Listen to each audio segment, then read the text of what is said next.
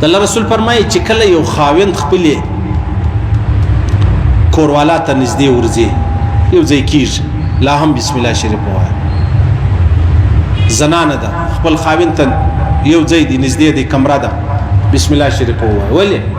د الله رسول فرمایي که بسم الله ونه وایه شیطان ملګرتیا کوي شیطان ملګرتیا کوي په خبره خو سره خلاصېږي او په دې خو زموږ ایمان دی زموږ یقین دی بس د الله او د رسول پر خبره ایمان او یقین کول دې ته ایمان وایي دې ته اسلام وایي دې په او خبره نورې خبرې چې دی هغه نشته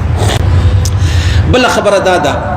پیغمبر علیه الصلاة والسلام فرمای عن جابر رضی الله عنه انه سمع النبي صلى الله عليه وسلم يقول اذا دخل الرجل بيته فذكر الله تعالى عند دخوله وعند طعامه قال الشيطان لا مبيت لكم ولا عشاء واذا دخل فلم يذكر الله عند دخوله قال الشيطان ادركتم المبيت واذا لم يذكر الله عند طعامه قال الشيطان ادركتم المبيت والعشاء رواه مسلم دا مسلم حدیث دی عزیزان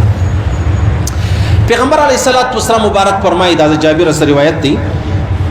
وای ما د پیغمبر علیه السلام مبارک ثواب ریدل چې کله یو سړی کور ته راشي چې کله د کور ته راننوتی نو بسم الله شریف وویل بسم الله الرحمن الرحیم چې بسم الله وویل یا دغه چې د پر خوراک شینستی ډوډۍ خوړل بسم الله وویل نو و شیطان څه چم کوي د شیطان دا خیال وو چې نن به زه د په کور کې شپه کوم د شیطان دا خیال وو چې زه به نن د په کور کې شپه کوم ته چې په کور راننوتلې تا بسم الله وویل شیطان د باندې پاتې شو شیطان د باندې پاتې شو د شیطان نن دا خیال وو چې زه به نن سره ډوډۍ خورم نو تا چې کله په ډوډۍ باندې بسم الله شریف وویل شیطان پاتې شو هغه یار کار خراب شو اوس د الله رسول فرمایي وای چې کله یو سړی په کور راننوځي بسم الله ونه وایي یا دغه سي پر ډوډۍ کښېنسي دسترخوان بسم الله ونه ویله شیطان خپل ملګرو ته وایي نو چې کله تا بسم الله شریف وویله چې کول راننوتلې یا تا پر ډوډۍ باندې بسم الله وویله شیطان څه وایي خپل ملګرو ته وای قال الشیطان لا مبیت لكم ولا عشاء نن دلته شپه هم نشي کېدلی او په ډوډۍ کې شرکت هم سره کوله ولې نه څه کوله وای دې سړی ته الله نوم چې دی هغه وای نو د الله نوم چې دی هغه چیش دی هغه رکاوټ دی چا د پاره د شیطان د پاره اوس په سړی وای یار شیطان کوم دی تیر ښکارا کا دا چا ویل مشته محمد رسول الله ویل دی مشته محمد رسول الله ویل دی او محمد رسول الله ته الله جل جلاله ویل دی د نه شیطان چارته ویل دی چارته ویل دی نو زبتا د پیغمبر علی السلام نم ندی محمد د اغه نامه په صدقه کې به حلال ټوکړې ټوکړې حلال به دي خلک څه کوي په لوی اختر کې مثال علی یو داسې به مشتا د محمد رسول الله د نامه د محمد رسول الله طریقه د محمد رسول الله لار د هغه په مخ کې به حلال کو ولی تداوی چې شیطان چیرې و د خلکو د ملایانو خبرې دي زدا وایم چې دا د الله او د رسول خبرې دي نو زما ایمان دا دی چې زه به تا د محمد رسول الله د خبرو مختله لهم چې زه ستا خبره منم چې شیطان نسته یا شیطان نشي د ملایانو خبرې نو د محمد رسول الله د نو اوس ولې او ستاو د محمد رسول الله دومره فرق دی لکه ستاو د پیغمبر علی السلام فرق چي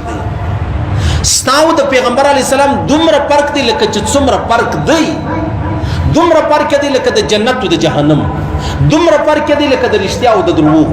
دومره فرق دی لکه د کلمې او د نه کلمې دومره فرق دی لکه د اسلام او د کفر دا خدای مظاهری خبر دروښولې کني په کربها درجه در دی لام زیات فرق دی نو د الله رسول فرمایي قال الشیطان لا مبيت لكم نن زمشتي د شپې زید لین نسته ولا عشاء نن زمشتي د ماخستان ډوډۍ د لین درځي بل ځای بلاړ شو واذا دخل فلم يذكر الله عند دخوله او کبیاش دې سړی کور ته راتلی بسم الله و نو ویلا نو قال الشیطان ادركتم المبيت نن کار برابر د خپل لشکر ته وای نن کار برابر نن شپه زموږ د لید شپه زموږ د لید واذا لم يذكر الله عند طعامه چې بیا پر ډوډۍ باندې د الله نوم نو وای قال الشیطان ادركتم المبيت والعشاء رواه مسلم چې کله په قران نو ته بسم الله دی و نو ویل خوراک ته شروع کی بسم الله دی و نو ویل شیطان خپل لشکر ته وای اله کار برابر سن شپه د لید شپنکا د شي سي شعور دی شي ټر دی نن شپه زموږ د لیدا او بیا چې بسم الله دی پر ډوډۍ نه وایله شیطان خپل ملګرو ته نن کار برابر نن کار برابر د الله رسول فرمایي دوه شیطانان سره ملاو شو یو ډیر چاغ بل ډیر ډنګر دی چاغ له ډنګر پښتنه وکول د خانه خرابه د خیر خو به هغه ورته ولې دومره کمزور یې ولې داسې د یو مسلمان سره ملګری یم پر هر شي د الله نوم وایي نه مې خوراک ته پرېږدي نه مې چښاک ته پرېږدي بس ستړی کم ستومانه کوي ورژئ ترژئ ګرځي ده ته ویل ته ولې دی چاغ یې ستا ولې دی کار برابر دی پهلوان یې ده ورته ویل زه د دی چا ملګری یم هغه چې هر شی خوري د الله نوم نور باندې وایي زه ملګری یم زه ورسره خورم دا د الله رسول فرمایي دا محمد رسول الله فرمایي منل نه منل د هر چا خپله خبره ده مش صرف خبرې منو چې زموږ عقل تسلیم کړي زه به څه یم عقل به مې څه وي زه به څه یم عقل به مې څه وي صحیح سلو نو د محمد رسول الله خبره چې دا حق ده او سچ ده د الله رسول فرمایي دا شیطان د انسان په بدن کې داسې ګرځي لکه په بدن کې وینه په رګو کې وینه څنګه ګرځي شیطان داسې ګرځي چې کله بسم الله شریفه دی وویله بیا د شیطان د پاره وګوره د غویي د پاره د پسه د پاره د سپي د پاره مرتي دیوال وهل صحیح سو وای در دیوال نه سی اوشتلی کته وای اوشتلی نو به دیوال وته غټ نه سی اوشتلی اوس خبره ده چې ته هر څو دیوال غټ کې مرغ راتللی سیس ما استا کول راو هر څو دیوال غټ کې مرغ ما استا کول راتللی سي دا خو معلومه خبره سو اوس خبره ده چې دا شیطان خو تر اسمانم رسیدلی سي نو زما استا کول څنګه نشي راتللی د الله رسول فرمایي ته بسم الله شریف وای به شیطان د پر د دیوال تر اسمانه جوړ سي بیا د شیطان د پر دیوال تر اسمانه جوړ سي بیا شیطان ته دیوال د مابین زلیری کړ دا خود الله جل جلاله مبارک نه دی دا دیوال سي د پر دا پردس ولې د الله رسول فرمایي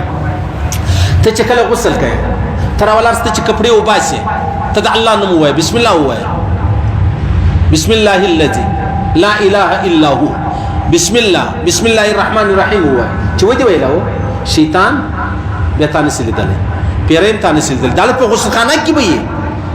تل دل نسوله تا د الله نوم وای دا د الله نوم ستاسو لپاره پرداس نو چې یو خشته یو د کپڑے مطلب یو کور واخلاقه ما ته پټولې سي نو د الله نوم ول ما ته نس پټولې د الله نوم تر دې وب ځکو اسمانو قوي نه دی تر دې غره قوي نه دی نو چې غر ما ته پټولې سي دیوال ما ته پټولې سي پرده ما ته پټولې سي د الله نوم ول نس پټولې نو لہذا د الله رسول فرمایي چې کله ته کور تراله کته بسم الله نو ویل شیطان وای علي راځي نشپه د دسله او کته ډوډۍ خوړل ته بسم الله ونه ویل شیطان وای علي راځي نن زموږ د ملګرتیا د ډوډۍ ور سره وخوره زموږ خبره د الله د رسول خبره زموږ ایمان دی ور باندې زما ور باندې ایمان دی کزما عقل منی کې نه منی کزما نفس منی کې نه منی زه منم زما ایمان دی ما پر الله ایمان راوړی دی ما پر محمد رسول الله ایمان راوړی دی صحیح سنو